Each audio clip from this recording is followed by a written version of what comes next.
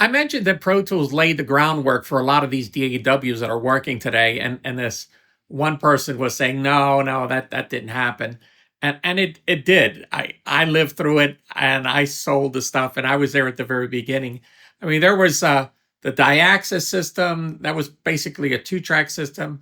There was a digital dynamic system, the 464, which meant you could have from 4 tracks up to 64 tracks, but 4 tracks was $28,000.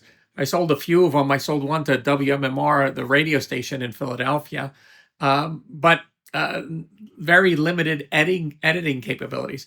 I mean, when Pro Tools came out, you had to have two programs, Pro Edit and Pro Mix, and you switched from one program to the other. And Pro Mix, I forgot which one is which, but one was written by another company. It wasn't DigiDesign, it was OSC. And somehow DigiDesign acquired OSC or took it from them. I don't remember what the logistics were, but it didn't take until version 2 that you could switch back and forth between the waveforms and then the mixer. But it wasn't perfect at the beginning, but it was at a price point that everybody could afford. It was like $5,400 for a 4-track system. And then if you wanted an Excel, and the 4-track system was 4 input and output XLR audio interface with it was a NuBus card back then, and you connected the two together, and the software came with it. And then if you wanted the accelerator card, that would make the cursor actually smoothly go across the screen. So that accelerator card had a whole other processor on it to make things work smoothly. But you also needed that accelerator card if you wanted to go above 4 tracks. Now, these are all the things that DigiDesign was learning, and it was a lot of growing pains on their part to make everything work smoothly. And like I said, there was a lot of crashing and things like that at the beginning, but there was nobody else doing that. And once it started getting some traction, not a lot, but some traction.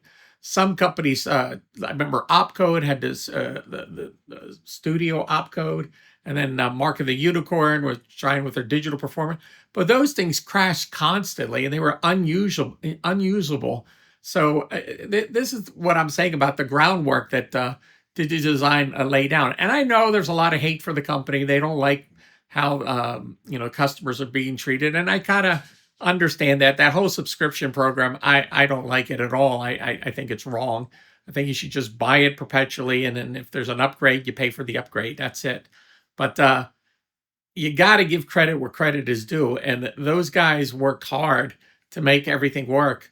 And they eventually got everything working, perfectly, working great. And I think it didn't all work great until it got to Pro Tools 10, where everything was working, pretty rock solid. Before that, it was okay. It worked fine. But you got to give them credit. The other thing is someone was pointing out, well, they were trying to make the cases that Avid DigiDesign is not a hardware company or a software company. And that's not true. I was an employee for DigiDesign. I had to sell the audio interfaces and the NuBus cards and the PCIe cards and all that. And, those were on the cards, they say DigiDesign or they said Avid. And, they had the 888s and then they had the 192s and all that stuff. That was theirs and theirs only.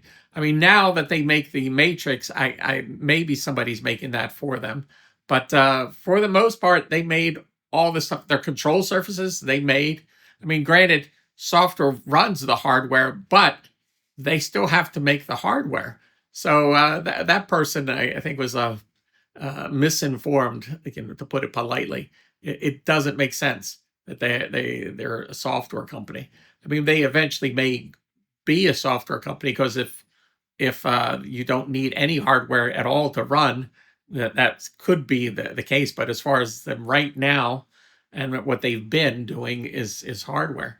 So I just wanted to say that about Avid DigiDesign. As much hate as there is, you got to give them credit, because they did a lot of work to make a lot of things work right away. And that was the other thing. Someone was saying that there was competitors back then. There was no competitors. I mean, Sonic Solution was the closest competitor that DigiDesign had, because it was kind of in the same price point, but like their no noise system, I think it was like a $60,000 option. They had some ridiculous, pricey options on that system, and it wasn't. I don't think it was as a multi-track system. It was more for restoration and mastering than a multi-track system that Pro Tools grew into being. So there you go. I just wanted to kind of get the record straight, because a lot of people throw things at me, and I don't think they understand. I lived through that. I had to sell that stuff. That's how I made a living. So I knew what was out there, and I had to understand what the competition is. When I did seminars and people would stand up and go, hey, what about, Sonic Solutions, or what about, the Digital Dynamics? I had to be informed enough to be able to answer those questions. And I did. And that's how you get the job done. So there you go. That's my 2 cents on the Avid stuff.